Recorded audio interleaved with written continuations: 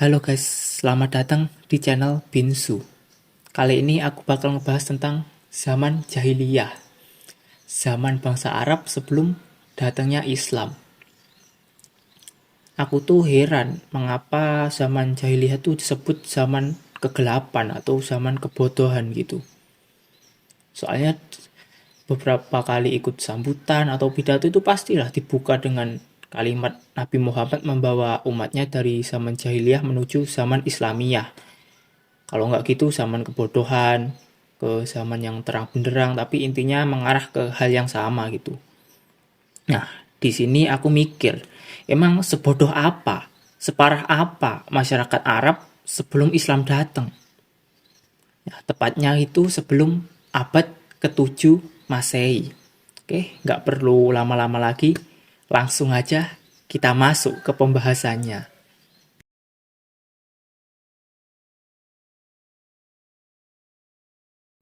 Agar kita lebih paham dengan peradaban Arab, ya sudah semestinya kita harus tahu dulu kondisi geografis. Yap, betul sekali kondisi geografis semenanjung Arab. Semenanjung ini merupakan ya semenanjung terbesar di peta dunia, yang sebagian besar permukaannya itu ya terdiri dari padang pasir yang amat luas. Bahkan termasuk salah satu yang paling panas loh di muka bumi. Ya. Hal ini diperparah dengan hujan yang jarang turun dan tidak adanya sungai, ya, kecuali ya di bagian selatan. Itu pun ya cuma sedikit dan langsung mengalir ke laut selatan Arab gitu. Jadi ya kita lihatlah kondisi geografis dari semenanjung Arab ini ya begitu memprihatinkan. Ya, selain kondisi secara umum tersebut ya menurut ahli geografis sendiri, iklim yang terjadi di Jazirah Arab itu dibagi menjadi 3. Yang pertama ada Tihamah. Itu daerah yang iklimnya sangat panas sama sekali nggak ada angin. Daerah ini ada di sepanjang Laut Merah dari Yanbu, sebelah barat Madinah sampai Najran di Yaman. Yang kedua ada Hijaz. Hijaz ini daerahnya bukit pasir, kalau nggak gitu ya bukit batu. Dan berhadapan langsung dengan Laut Merah yang iklimnya sedang. Daerah ini ya membentang dari Syria Utara sampai Najran di Yaman. Dan ya tepat di sebelah timurnya Tihamah. Di Hijaz ini ya terletak ya 2 kota suci yang pastinya kalian semua sudah tahu ya. Kota Mekah sama kota Madinah. Yang ketiga ada Najd. Najd itu daerah yang tanahnya itu sangat tinggi ya. Itu letaknya di Gunung Sawamah, di utaranya sampai Yaman di sebelah selatannya. Sebelah timurnya Hijaz. Oke, Arab sendiri itu ya dibagi menjadi 5 wilayah, yaitu Tihamah, Hijaz, Najd, Yaman sama Al-Aruj. Oke, setelah kita tahu kondisi geografis Arab, kita akhirnya menyadari suatu hal ya. Perbedaan kondisi geografis, terutama di Arab Utara sama Arab Selatan. Nah, dari perbedaan geografis tersebut ya, tentu saja orang-orang yang hidup di daerah tersebut ya berbeda tentunya. Makanya sering diungkapkan kalau orang Arab itu ya terbagi menjadi 2, ya Arab Utara sama Arab Selatan. Kita mulai dulu lah dari Arab Utara. Arab Utara ini orang-orangnya tinggal secara nomaden ya, berpindah-pindah. Biasanya rumahnya itu rumah-rumah bulu gitu dan tinggalnya tuh di daerah Hijaz sama Nejaz. Bahasa yang digunakannya ya bahasa Al-Quran. Ya kalau kondisi geografisnya tadi ya di padang pasir yang nggak ada sungai, adanya tuh lembah. Dan ya airnya tuh adanya saat hujan, itu pun sangat jarang. Orang-orang di sini ya karena pindah-pindah itu ya mayoritas mata pencaharian mereka ya pengembala sama ya cuma ya mencari sumber daya lah untuk hidup. Sedangkan Arab Selatan itu ya orang-orang perkotaan, tinggalnya itu di Yaman, Hadramaut sama pesisirnya. Bahasanya pun ya berbeda, bahasa yang digunakan itu bahasa Semit kuno, Sabaya yang itu deket banget sama bahasa Ethiopia di Afrika. Untuk kondisi geografis di wilayah tersebut ya tadi pesisir laut ya, sungainya itu banyak. mengalir tapi langsung ke laut gitu. Ya untuk mata pencahariannya ya karena mereka menetap ya biasanya bertani sama berniaga gitu.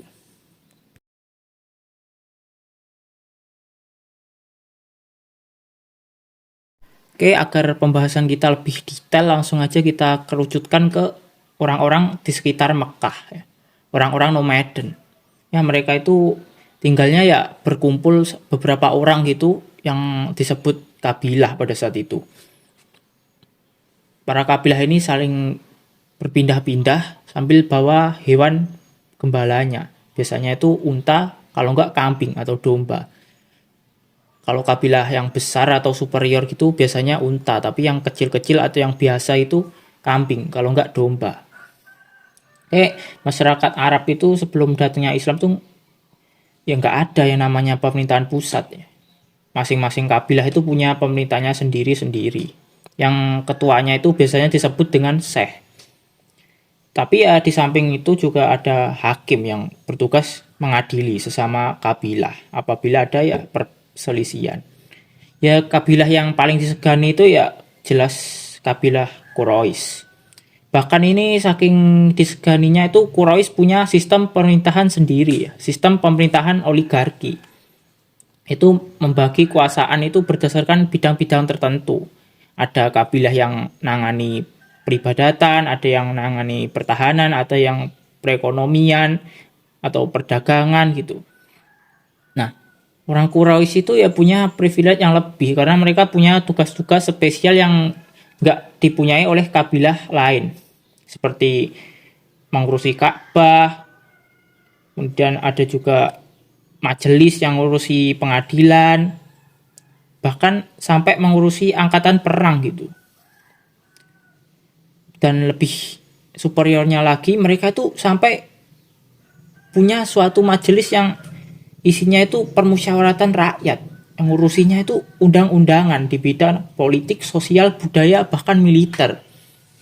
Dari sini ya kita lihatlah kalau kabilah Quraisy itu ya kalau kayak yang paling superior gitu. Yang mengendalikan hukum-hukum di Arab Utara pada saat itu. Jadi nggak heran kalau kisah-kisah atau sejarah orang Arab pada zaman jahiliyah itu ya selalu merujuk ke kaum Quraisy atau kabilah Quraisy. Oke, selain masyarakat yang ada di Jazirah Arab Selatan sama Tengah tadi ya ada di wilayah timur yang jauh. Di bagian timur Jazirah Arab ini ya suku-suku kecil itu langsung takluk di bawah kekuasaan bangsa Persia. Ya sama juga yang terjadi di Jazirah Arab bagian utara ya. Mereka juga tunduk di bawah kekuasaan Romawi Timur atau yang sering disebut dengan Kekaisaran Bizantium.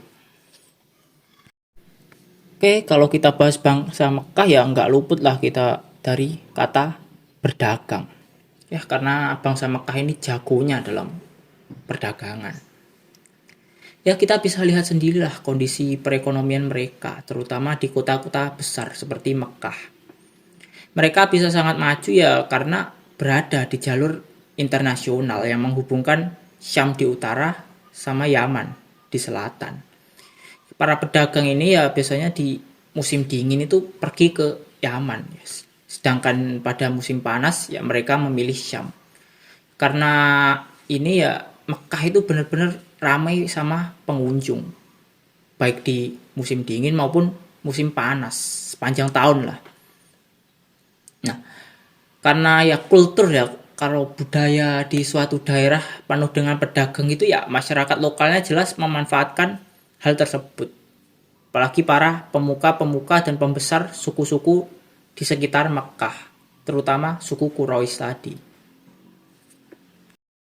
Jadi apa sih agama atau kepercayaan yang dianut masyarakat Arab pada zaman jahiliyah? Nah, awalnya itu mereka itu mengikuti ajaran Nabi Ibrahim alaihissalam, yaitu agama Tauhid atau Hanif. Tapi ya seiring berjalannya waktu ya mulai ditinggalkan dan pengikutnya menjadi sedikit. Tapi ya peninggalannya yaitu Ka'bah menjadi simbol keberuntungan, simbol kemakmuran, khususnya buat kota Mekah. Nah, dari sini itu ya para masyarakat Mekah khususnya kalau pergi meninggalkan kota itu ya mereka membawa batu-batu di sekitar Ka'bah karena dianggap memiliki keberuntungan dan kemakmuran tadi, dianggap sebagai jimat lah. Ya, namun ya tradisi ini lama-kelamaan berubah. Mereka mulai membuat patung-patung berhala di sekitar Ka'bah. Bahkan ya berhalanya itu ya mencapai 360-an. Nah, tradisi membuat berhala ini ya lama-kelamaan ya tidak hanya terjadi di Mekkah, tapi ya di kota-kota sekitarnya.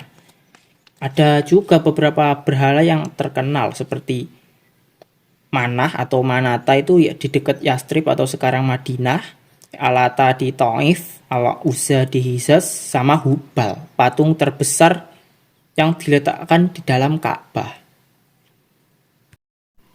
Ya, walaupun penyembah berhala tadi ya berkembang pesat di Jazirah Arab pada masa itu, tapi ya ada juga agama-agama yang masih dianut, seperti agama Masehi yang dianut orang Yaman, Najran sama Syam.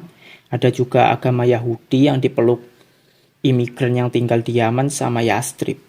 Ya, selain itu juga ada beberapa orang yang tidak mengakui adanya agama atau ateis.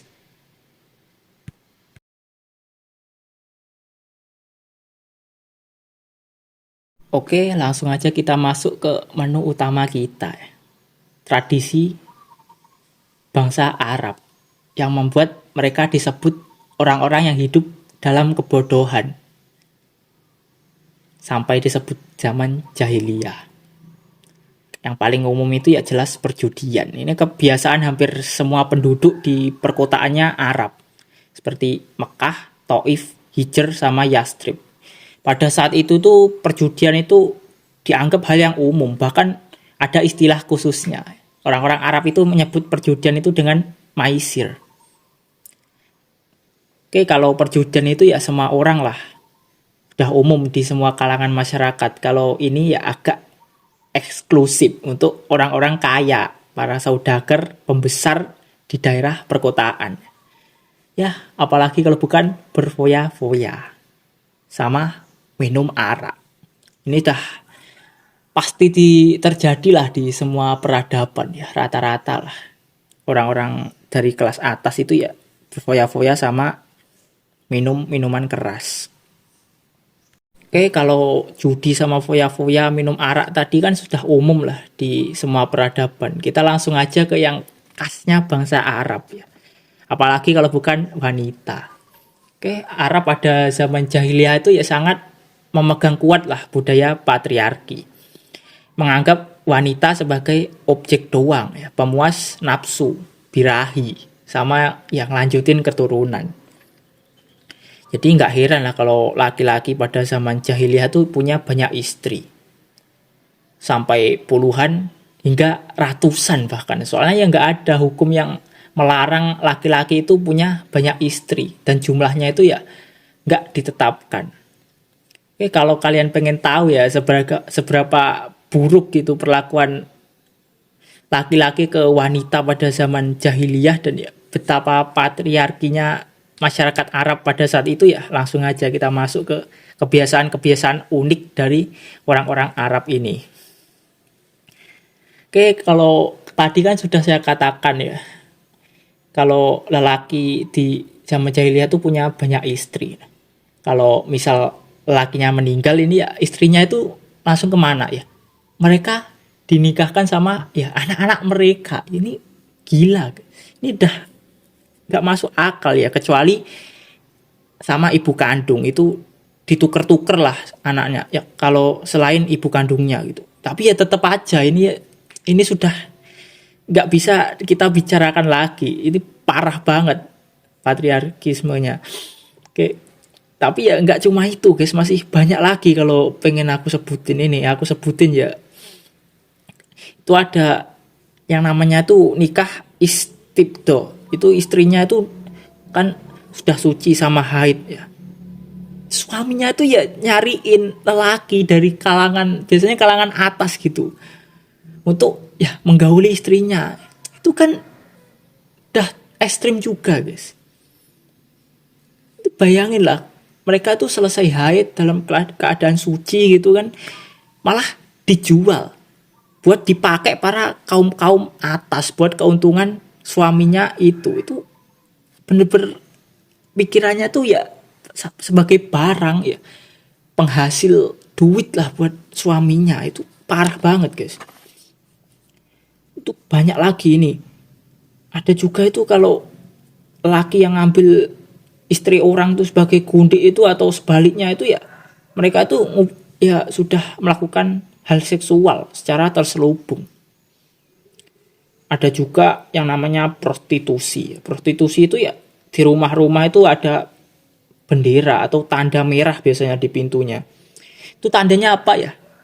Tandanya wanita itu ya pelacur, atau mereka membuka jasa pelacur di rumah tersebut, menjual istri-istrinya. Ya nggak cuma dari suami juga ya, dari istri juga ya sama. Mereka itu ya sering bersolek. Bersolek itu apa sih? Bersolek itu ya keluar rumah sambil nampakin kecantikannya. Ya, biasanya itu ya mereka pamer body lah, kayak zaman sekarang kan di TikTok joget-joget. Ya, tapi mereka itu ya langsung secara nyata ya berlengak-lengok di depan para pria buat memujinya. Ya selain ke istri juga atau wanitanya, ke anak-anaknya juga sama. Anak-anak pada zaman Arab itu ya sering dibunuh. Sebabnya ya karena kemiskinan sama kelaparan yang mereka hadapi itu ya disebabkan karena anak-anak mereka. Bahkan ya belum sampai miskin lah, ada firasat dikit kalau ini bikin sial, anak ini bikin sial, bikin miskin, bikin sengsara gitu ya langsung dibunuh. Khususnya bayi perempuan.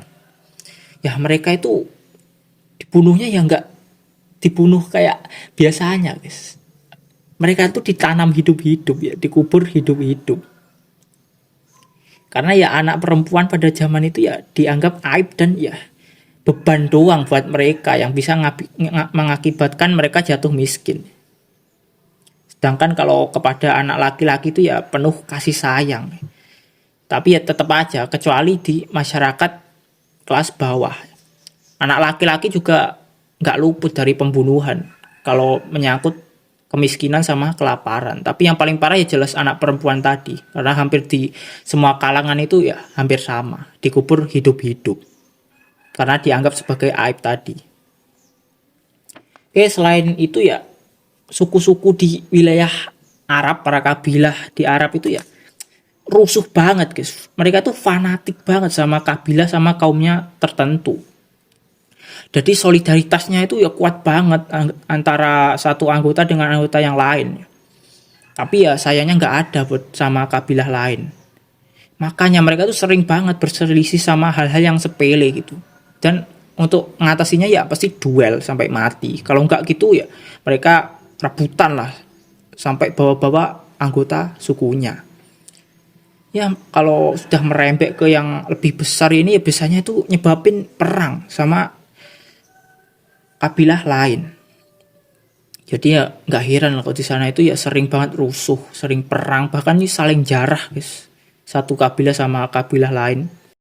Ya ada juga ironi sama masyarakat Arab.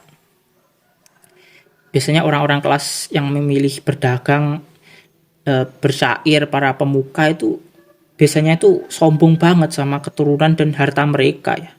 Sedangkan di sisi lain ya para budak-budak yang mereka perintah itu ya kerjanya itu keras banget ya, sulit banget, nggak diperlakukan seperti manusia.